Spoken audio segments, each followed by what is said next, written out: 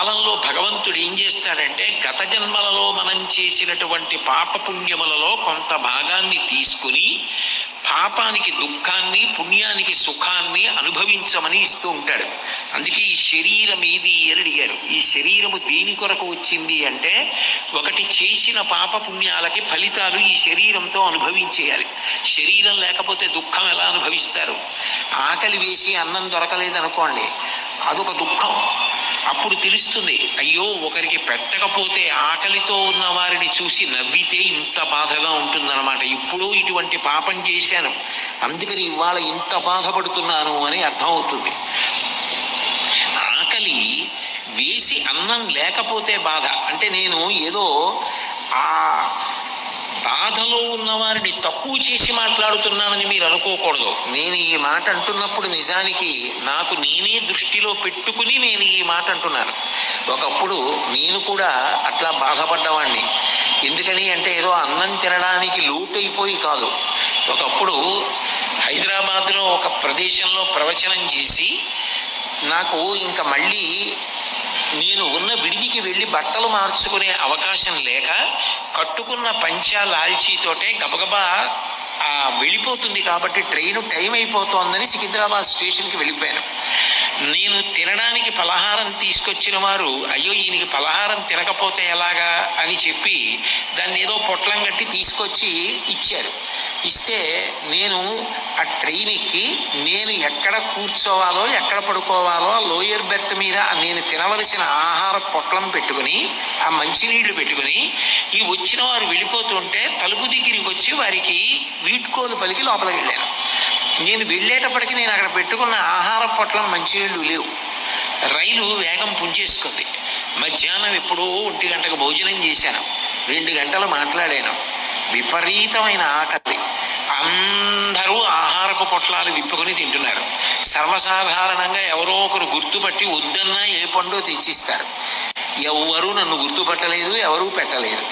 ఇన్ని వాసనలు వస్తుంటే ఆకలి బాధ తట్టుకోలేక విలవిలలాడిపోయాను. ఎవరిని అడుగుతాను, అయ్యా కొంచెం అట్టు పెడతారా, ఇడ్లీ పెడతారా అని ఎక్కడ అడుగుతాను? ఏం చెయ్యాలో అర్థం కాక తర్వాత ఇంకా మళ్ళీ వరంగల్ వరకు కాజీపేట వరకు ఆగదు రైలు.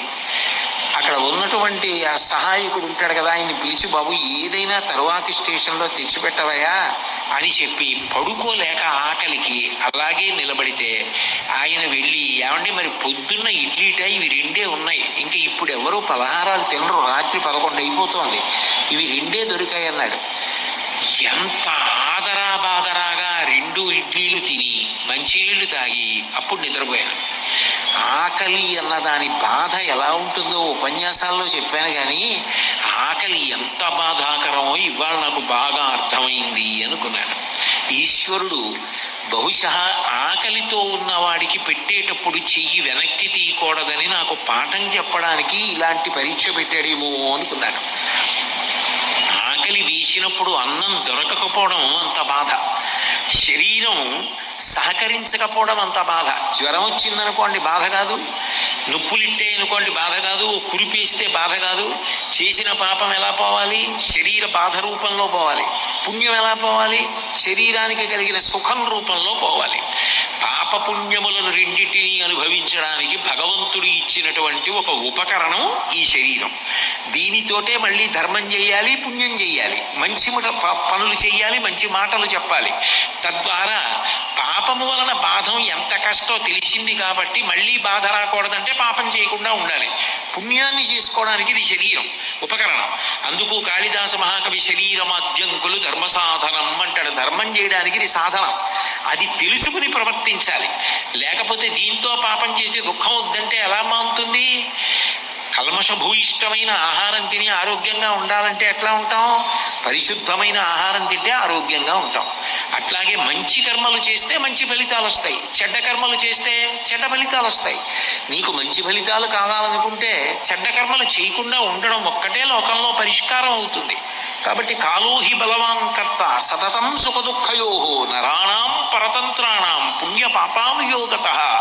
చేసిన పాపపుణ్యములకు దుఃఖం సుఖం ఏర్పడుతున్నాయి. నేను చేసిన పాపం ఏమిటో నేను చేసిన పుణ్యం ఏమిటో నాకు తెలియదు, ఈశ్వరుడికి తెలుసు. ఆయన సర్వజ్ఞుడు. ఆయన ఆ ఫలితాన్ని ఇచ్చేటప్పుడు నన్ను పిలిచి, ఏమై కోటేశ్వరరావు, గత జన్మలో నువ్వు ఈ పాపం చేశావో దాని ఫలితం రేపు నేను నీకు ఇస్తున్నానో, లేకపోతే కోటేశ్వరరావు ఈ పుణ్యం చేశావు దాని ఫలితం రేపు నీకు ఇస్తున్నానో ఆయన ఏం చెప్పడం. చెప్పకుండా ఫలితం ఇస్తాడు, అనుభవించగలం అంతే. పరతంత్రులం. ఆయన మన ఎదురుకుండా కనపడడం. అదేమిటంటే నాకు ఈ ఫలితం ఇచ్చారా అడగడానికి. కానీ ఈశ్వరుడి పాదములు పట్టుకోవడం ఎందుకంటే అలాంటప్పుడు ఏ తప్పు చేశామో దానికి ఫలితం, ఏ ఒప్పు చేశామో దానికి ఫలితం వచ్చినప్పుడు చేసిన కర్మ గొప్పది తప్ప ఈశ్వరుడు ఏం గొప్పవాడు. ఉత్తరం పట్టుకొచ్చినట్టే ఆయన కూడా మనం ఏ కర్మ చేస్తే దానికి ఫలితం ఇస్తాడు, అంతే కదా. అంటే అరుణాచలం భగవాన్ రమణులు అంటారు, కర్మత జడం, కర్మ కాదు.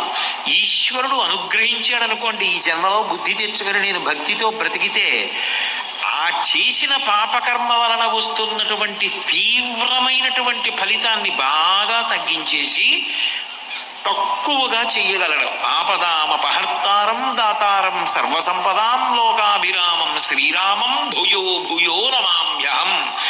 వచ్చే ఆపదని తీసేసి దాని స్థానంలో సంపదని ఇవ్వగలిగిన వాడు భగవంతుడు. నమ శివాభ్యాం అశుభాపహాభ్యాం. రావలసిన అశుభాన్ని తీసేసి శుభాన్ని అనుగ్రహించగలిగిన వాడు భగవంతుడు. అందుకని చేసిన కర్మకి ఫలితం నేను భరించలేనంతగా రాకుండా తగ్గించగలిగిన శక్తి కూడా ఈశ్వరుడికి ఉంది. అందుకని ఈశ్వర భక్తి గొప్పది. ఈ జన్మలో నేను సక్రమంగా ప్రవర్తిస్తూ బుద్ధి తెచ్చుకొని ప్రవర్తిస్తే ఈశ్వరుడు నేను చేసిన భయంకర కర్మలు పూర్వజన్మవి ఉన్నా వాటి ఫలితాన్ని తగ్గించగలడు. కాబట్టి అథవా కర్మ సిద్ధాంతాన్ని మనం నమ్మిన వాళ్ళం సనాతన ధర్మంలో. ఎవరు చేసిన కర్మ వారు అనుభవింపక తప్పదమ్మా అని నమ్ముతూ ఉంటాం. అయినప్పుడు ఒకరు ఉన్నత స్థానంలో ఉన్నారు, మనకన్నా అధికులై ఉన్నారు, వారు ఎంతో గౌరవాన్ని పొందారు అంటే అది వారు గత జన్మలలో చేసుకున్న పుణ్యకర్మ. వారంత గొప్పవారైనట్టుగా నీకు కూడా కావాలి అని ఉంటే నువ్వు కూడా ఉత్తమ కర్మలు చెయ్యి, నువ్వు కూడా పుణ్యకర్మలు చెయ్యి. నువ్వు పుణ్యకర్మలు చేస్తే నువ్వు కూడా అటువంటి వాడి అవుతావు వచ్చే జన్మలో. అంతేకాని వారిని ద్వేషిస్తే ఏమొస్తుంది? ద్వేషిస్తే పాపం వస్తుంది. వారి పట్ల గౌరవంతో వారు పొందినంత అనుగ్రహం నేను కూడా పొందాలి అని నువ్వు కూడా మంచి కర్మలు చేస్తూ వెడితే నువ్వు కూడా అటువంటి స్థానాన్ని ఉత్తరోత్తర జన్మల యందు పొందవచ్చు. ఎందుకనంటే మనం నమ్మినది కర్మ సిద్ధాంతం కాబట్టి అంతే మనం నమ్మవలసి ఉంటుంది.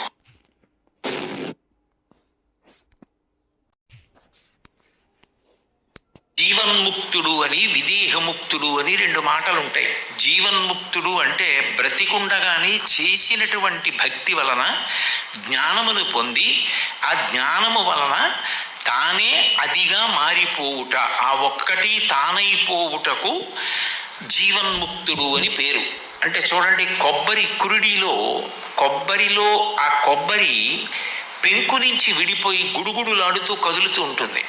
అట్లా శరీరంతో తాదాత్మ్యత చెంది ఇది నేను అనుకున్నవాడు ఇది నేను కాదు, నేను ఆత్మ అన్న విషయాన్ని అనుభవంలోకి తెచ్చుకొని సంగము లేకుండా శరీరమనందు ప్రారంధం అయిపోయే వరకు ఉంటాడు. అందుకే కురిడిని తీసుకెళ్ళి పూర్ణాహుతిలో వేసేస్తారు. ఆ ఒకటి పక్కన సున్నా అయిపోవడం అన్న మాటకు అర్థం ఏమిటంటే పూర్ణమద పూర్ణమిదం పూర్ణాత్ పూర్ణముదిచ్యతే పూర్ణస్య పూర్ణమాదాయ పూర్ణమేవావశిష్యతే అంటుంది ఉపనిషత్తు. తాను పూర్ణమైపోవడం, ఎక్కడ బయలుదేరాడో అక్కడికి వచ్చి మళ్ళీ చేరిపోవడం. ఒక చుక్క పెట్టి మీరు సున్న చుట్టడం మొదలెట్టారనుకోండి, ఎక్కడ సున్న చుట్టడం ప్రారంభం చేశారో మళ్ళీ తిరిగి అక్కడికి వచ్చేస్తే పూర్ణం అయిపోయింది. ఏ బ్రహ్మము నుంచి విడిపోయి నేను జీవుణ్ణి అనుకుంటున్నాడో ఆయన నేను జీవుణ్ణి కాదు బ్రహ్మమని తెలుసుకుని బ్రహ్మమైపోవడమే మళ్ళీ ఎక్కడ బయలుదేరాడో అక్కడికి తిరిగి వచ్చేయడం. ఇప్పుడు పూర్ణమైపోయాడు. ఆ ఒకటి పక్కన సున్న అయిపోయాడు. అందుకని నవరాత్రులుగా ఉపాసన చేస్తారు. ఈ నవరాత్రులుగా ఉపాసన చేసేటప్పుడు మొట్టమొదటి 3 రోజులు మహాకాళీ స్వరూపంగా ఉపాసన చేస్తారు. తర్వాత 4, 5, 6 రోజుల్లో మహాలక్ష్మీ స్వరూపంగా ఉపాసన చేస్తారు. 7, 8, 9 రోజుల్లో మహాసరస్వతి స్వరూపంగా ఉపాసన చేస్తారు. ఆ పరదేవతని ఆవిడే ఆ దుర్గమ్మే. ఆ దుర్గమ్మని 3 రోజులు ఒక రూపంగా, 3 రోజులు ఒక రూపంగా, 3 రోజులు ఒక రూపంగా ఉపాసన చేస్తారు. అంటే దాని అర్థం ఆమె వేరైపోతోందని కాదు, ఆమె ద్వారా మాకు ఈ ప్రయోజనము కలగాలని కోరుకుంటారు. ఇది యథార్థమునకు తెల్లవారుజామున చేసేటటువంటి పూజ మరునాడు సూర్యోదయం వరకు ఎలా రక్షణ కల్పిస్తూనే ఉంటుందో, అది ఎట్లా కృతజ్ఞతావిష్కారం అవుతుందో, సంవత్సరంలో చేసేటటువంటి శారదా నవరాత్రులు కూడా సంవత్సర పర్యంతము అటువంటి తుష్టిని పుష్టిని అనుగ్రహిస్తాయి. ఇందులో అమ్మవారిని మహాకాళి, మహాలక్ష్మి, మహాసరస్వతి అని ఉపాసన చేయవలసిన అవసరం కానీ, ఈ 3 పేర్లు చెప్పి దుర్గమ్మ దగ్గర పూజ చేయడం కానీ ఎందుకు ఋషులు నిర్ణయం చేశారు, ఎందుకు అట్లా సాంప్రదాయికంగా కొనసాగుతూ వస్తోంది అని పరిశీలనం చేస్తే అందులో కొన్ని అద్భుతమైనటువంటి విశేషాలు చెప్తారు. అంటే సమయాన్ని దృష్టిలో పెట్టుకుని నేను ఈరోజు ప్రసంగంతో పూర్తి చేస్తాను కాబట్టి విహంగ వీక్షణంగా దాని గురించి మాట్లాడతాను. మొట్టమొదటి 3 రోజులు చేసేటటువంటి మహాకాళి ఉపాసన దీని కొరకు అంటే, పుట్టుకతో మనని పట్టుకున్నటువంటి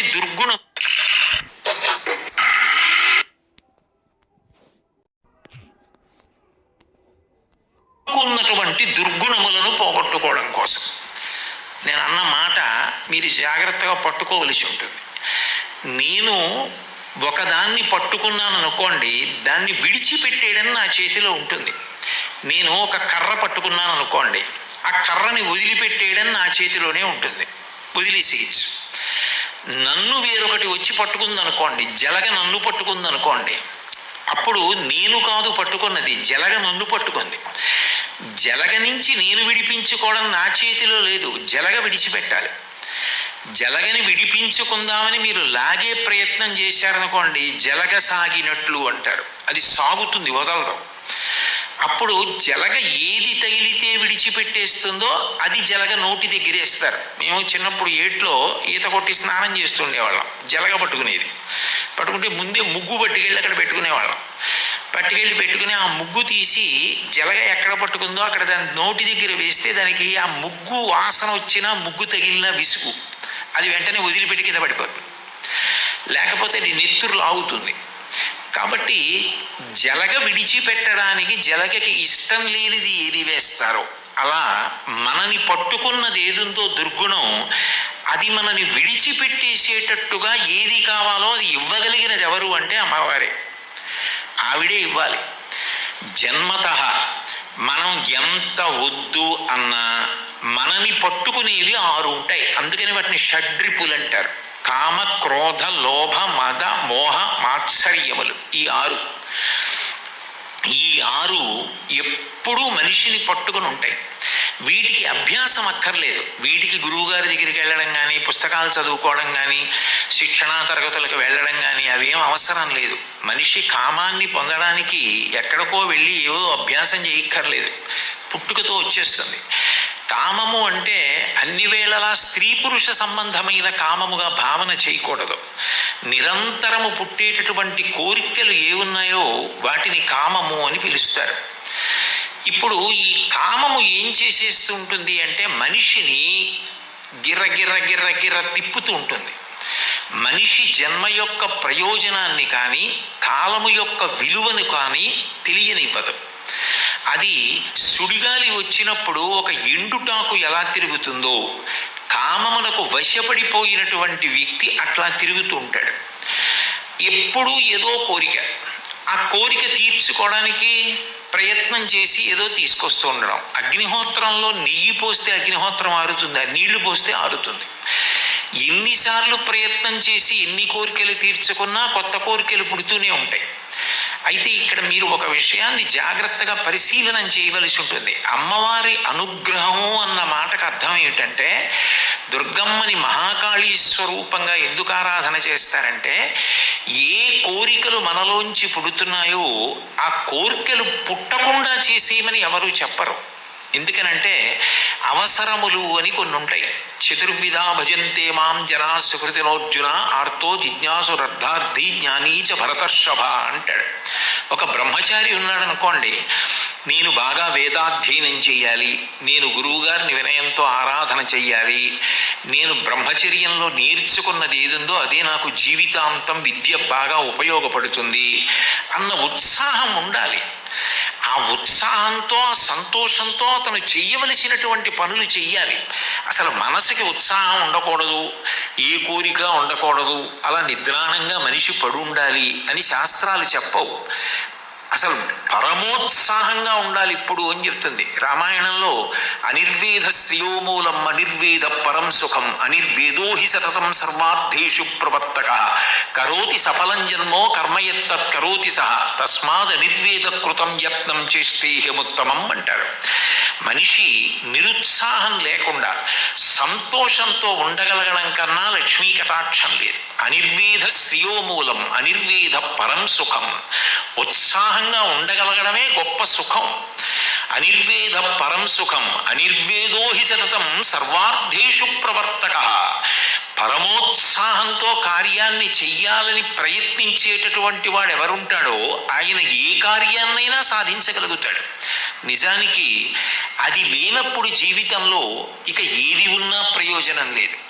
ఆ ఉత్సాహం అన్నది మనస్సులో ఉండాలి. మనసులో ఉండి మంచి పనులు చెయ్యాలన్న తాపత్రయం ఉండాలి. నిరంతరం కోరికలు, అక్కర్లేని విషయాల చుట్టూ పరుగులు తీస్తూ వాటిని తీర్చుకోవడంలో ఉండేటటువంటి ఉత్సాహం తిరగబడాలి. తిరగబడి తాను మనుష్య జన్మ ఎత్తినందుకు ఏ పరమ ప్రయోజనమైన కార్యక్రమములను నెరవేర్చాలో, మంచి మంచి కార్యాలు చెయ్యాలి అంటే మంచి మంచి సంకల్పాలు రావాలి. సంకల్పాలు ఎక్కడ వస్తాయి? మనసులో వస్తాయి. మనసులో మంచి సంకల్పాలు రావాలి అంటే మనసుని పోషించాలి. శరీరాన్ని పోషించడానికి నోటి ద్వారా అన్నం తింటాం. మనం ఎంత పరిశుభ్రమైనటువంటి ఆహారాన్ని, శ్రేష్టమైన ఆహారాన్ని, పోషకత్వం ఉన్న ఆహారాన్ని తింటామో శరీరం అంత బలంగా ఉంటుంది. ఒక్క నోటి నుంచి వెళ్ళే ఆహారముతో శరీరము పోషింపబడుతుంది.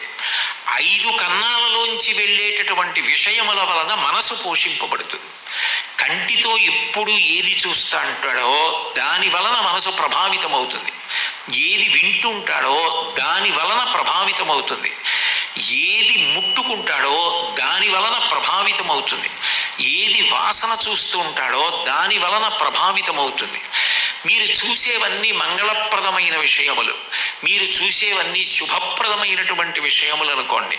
మీరు దేవాలయాల వంక చూడడం, మహాత్ముల వంక చూడడం, మంచి విషయాలు, మంచి పుస్తకాలు, ఇంట్లో ఎటు చూసినా, ఏ కిటికీ వైపు చూసినా, ఏ అలంకారం చూసినా, ఏ గూడు వంక చూసినా అన్ని పరమోత్కృష్టమైనవే ఉన్నాయనుకోండి. అవి మీ మనసుని ఎప్పుడూ కూడా సత్వగుణంతో ప్రకాశించేటట్టుగా చేస్తాయి. కన్ను ఎటు తిప్పినా మంచి విషయాలు కనపడుతున్నాయి అనుకోండి, మనసు సత్వగుణంతో ఉంటుంది.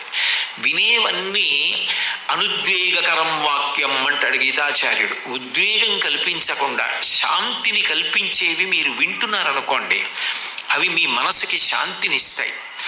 ఇంట్లో చాలా మంచి పుస్తకాలు ఎన్నో ఉండి మీరు ప్రతిరోజు కాసేపు ఆ పుస్తకం చదువుతున్నారనుకోండి, అది మీ మనసుని ప్రభావితం చేస్తుంది. మీ మనసు ఎంత ఆరోగ్యవంతంగా, ఎంత బాగా ప్రభావితమవుతుందో అందులోంచి అన్ని మంచి సంకల్పములు ఉదయిస్తాయి. నేను ఈ మంచి పని చెయ్యాలి, ఎట్లాగైనా ఈ మంచి కార్యాన్ని నేను సాధించాలి అన్న ఉత్సాహం పుడుతుంది. ఇప్పుడు ఆ కార్యాన్ని చెయ్యడం కోసం మనసు నిరంతరం ఆలోచనలు చేస్తుంది, తన శక్తిని వినియోగిస్తాడు. ఆ ఉత్సాహం మరణించకూడదు. కార్యములు మంచివి చెయ్యాలి. ఆ చెయ్యడం చేత మనిషి కీర్తి పొందుతాడు. భర్తృహరి నీతి శతకం చేస్తూ ఒక మాట అంటాడు: ఆపదలందు ధైర్యగుణ మంచిత సంపదలందు దాల్మియున్ భూపసభాంతరాళమున పుష్కళ వాక్చతురత్వము వాజి మహాయున్ యశమునందనురక్తియు ప్రకృతి సిద్ధగుణంబులు సజ్జనాళికిన్ అంటాడు. ఒక ఆపద వస్తే మృత్పిండం పడిపోయినట్టు, మట్టి ముద్ద చెయ్యి జారి కింద పడిపోతే ఎట్లా పడిపోతుందో అట్లా పడిపోకుండా, బంతి కింద పడితే మళ్ళీ ఎలా పైకి లేస్తుందో అట్లా ఉత్సాహంగా మళ్ళీ పైకి లేవగలగాలి. అటువంటి గుణాన్ని ఎవరిస్తుంది అంటే అమ్మవారిస్తుంది. కేవలముగా ఇంద్రియములతో రంజకత్వమును పొందుతూ ఎంతసేపు శరీరంతో సంతోషపడుతున్నానా లేదా అని కాకుండా ఉత్తమ కార్యములను సాధించి జీవితాన్ని సద్వినియోగం చేసుకోగలిగినటువంటి లక్షణము కలగాలి అంటే ముందు లోపల ఉన్నటువంటి దుర్గుణములను తుడిచేయాలి. మీరు చూడండి, అవసరం ఉన్నా లేకపోయినా ఇంటిని 2 పూట్ల తుడిచేస్తారు. ఎందుకు తుడిచేస్తారు అంటే ఇంటి లోపల ఏ మంచి పనులు చేశారన్న దానికన్నా ముందు ఇంట్లోకి చేరిపోయినటువంటి దుర్గుణములను తీసేయాలి. ఇంట్లో చేరినటువంటి ఉండకూడని విషయాలు ఏముంటాయో అవి తుడిచి తీసేస్తారు ఆరోగ్యంగా ఉండడానికి. అట్లాగే మనలో జన్మాంతర సంస్కార బలంగా వాసనా బలంగా చేరిపోయిన దుర్గుణములు ఏ ఉంటాయో ఆ దుర్గుణములు తొలగిపోవాలి అంటే దానికి ఒకే ఒక్క ఆధారం ఏమిటంటే పరదేవత యొక్క పాదములు పట్టుకోవాలి.